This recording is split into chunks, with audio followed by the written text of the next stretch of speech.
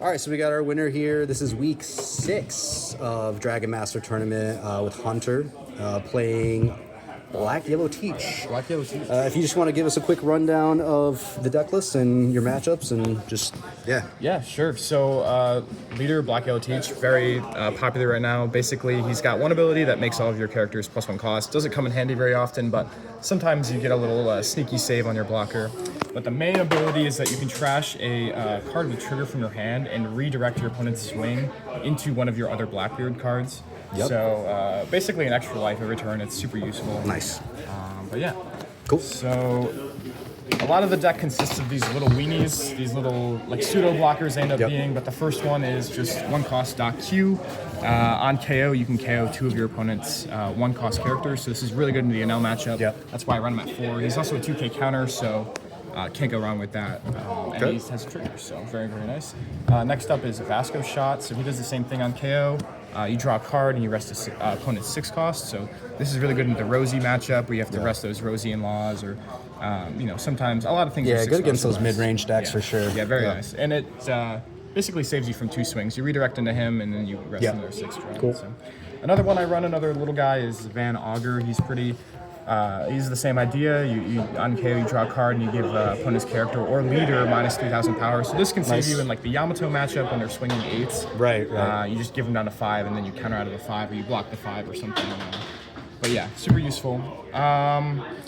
The first non-weenie is this 4-drop Wolf. On KO, you give your leader or one of your characters base 7k power. So he doesn't come up as much as he used to earlier in the meta, but he's still good if you're playing into like Goofy and they're just swinging a bunch of 6s on you. Another Yamato, good late game, specifically late game where they have like 8 swings. Yeah. I mean, most of the time he's just one of my triggers or one of my targets for trashing cards and stuff. But he does become useful in certain matchups. This one is one of my favorites, Katarina Deban, or however you pronounce it, but she's a 2k counter, and when she attacks, she copies one of your opponent's character's base power. And, nice. Yeah, so very, very powerful. Cool. But the trigger is where I really like it. You get to draw a card and then play up to one of your 1-cost weenies from the trash. So you can kind of get double use out of a lot of these guys. It makes it so you don't have to find every single one every single game. Another heavy hitter is Burgess. He just becomes more powerful the more cards you trash, and you do that a lot in this deck, so he gets out of hand pretty quickly. He can swing for 10 or 11 or 12. And he can't be KO'd, right? He has cannot KO be protection. KO'd by effects. Yep. Nice. Yep. Some decks run him, some decks don't. I started running him again. I think he's pretty decent. Cool. Of course, I'm playing yellow, so I've got the 4 Borsalinos. I mean, he's come in handy every single game I've played. You're losing, and you just play double Borsalino on Tendon. You go up 2 life, you get 2 blockers, you stall. It's Borsalino. He's goated.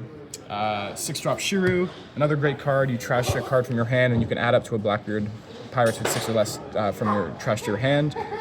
He can put himself on life and draw 2 cards from it. You can put the rest of the guys on life. It's very, very useful.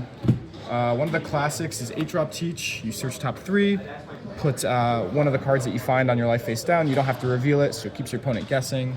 You put one of the weenies on life, activate the KO. Really good trigger. Very good trigger. Oh yeah, you can negate and KO a 5-cost, different targets. So a lot of times you can get away with negating a removal protection card and then KOing another card. This is the best card in the entire deck, in my opinion, 10-drop Teach. I mean, he's just, bread and butter. You play him, you negate the leader effect, you negate one of their attacks and their character effects, and he's a blocker. So once you get 2 of these down, it's basically GG's. I mean, really good for those defensive decks. Very good. Yeah. Good into Shanks, good into Ace. Red, Green, Luffy. Yep. I mean, you stomp Red, Green, Luffy because of this card. Boa as well, He's going to start becoming really popular, so. Very cool. For my searchers, I run 4 full LEDs and I run 4 of My Era Begins. So they both search top 3, except My Era trashes the 3. Full LED bottom decks it. Okay. An alternative My Era is Lafitte from OP09, but since I run Burgess, I really want to build my trash just that much more. Right. So that's why I run my Era. For the trash effect. Yeah. Okay. I run, of course, 3 8-drop Say Ha-Has. They just let you cheat out the 10-drop Teach. Really good into other yellow decks or the mirror matchup where you want to shred life. You don't want them to hit triggers. My 2 tech cards, I guess. First one is You'll Frighten Me. If you have 2 less life, you can negate an attack or play you can play anything out basically with the 6/7 power. It's really nice. And then finally is Black Rope Dragon Twister. If you have less characters. You can KO a 6 cost and a 5 cost. Really good in the goofy matchup. Yeah, another mid-game hate card. Yep. You can KO your opponent's Borsalinos.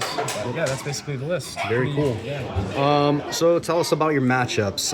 Round 1, who'd you go up against round 1? Round 1 was Red Shanks. I had to go first, which is a little unfortunate, but if you can kind of stall, keep their board tame, get to 10 Dawn and start negating their Shanks effect, then all of a sudden your 5k swing as a leader into their leader is more potent. You do have to be mindful of the new, the new Beckman card, cheats up the 10 drop Shanks, which can be deadly, but just keep in mind that they might have an extra 10 drop Shanks swing and you'll be okay. Yeah. And Cool. this guy's really good at KOing all of their blockers that they play. They play a bunch of 4s and 5s. So. Right. Round 2. Round 2 was into Red Ace. It was my first time ever playing against him in person. Pretty straightforward. I got to go second. I won dice roll. You just have to, again, keep his board in check. Make sure you're negating his 8-drop Whitebeard. That gives him double attack. The double swing and plus 2k permanently as well. Yeah. Yep. What a card. Yep. So that won me that game. I got to play 3 teachers back to back and negate his Whitebeards and just whittle him down a little bit at a time. Cool. So, round 3. Round 3, I lost dice roll into Purple and Enel, but I still got to go second. They preferred to go first. That was closer than I thought it was going to be, but it came down to just chaining 10 drops again, healing, making sure that you negate his 6 drops and either KO them by swinging into them because they become 8,000 power again, or just make sure they can't attack with the teeth. You could actually... oh, wait, no, because you wouldn't have the Dawn. I was going to say, if you turn off the leader ability, you could... Dragon Rope, but you wouldn't have the Dawn left. There are some newer Blackroot cards from OP16 that negate the leader ability of your opponent. Which sometimes I run them, sometimes I don't. But if you do hit that off life, you can negate Enel, and then you can't use the that's pretty disgusting. So I used to have one of the events that let you bring a trigger from your trash back to your hand, and that had the that Black trigger. Vortex. Yeah, Black Vortex. Cool. But I took that out just for testing. So. Very cool. And then last round. Last round was into Rosinante. Got to go second. Won the dice roll. That game ended up going into overtime, and I won because of health, but it was just a very stally, very grindy game. Grindy game where you don't want to swing with your blockers because then you'll lose, and they don't want to swing with their blockers because then they'll lose. But my best advice is to make sure you play your Vasco shots, rest their 6 drops. When you play Teach and shut off their leader ability, clear their board, get rid of their Rosies, get rid of their blockers, and you'll be okay if you go second and you just play the long game. So. Very cool. Well, what if you had to make any? Would you make any changes? And what would they be? Do you think? I've been experimenting. I kind of want to put Lafitte back in, drop the Burgess, try a Boa build with 9-drop Boa. It's really good into the mirror. Yeah. Because if you have to go first, you can slap it down on 9 Dawn. Okay. I think I might drop this Black Rope Dragon Twister and just go up maybe that search event.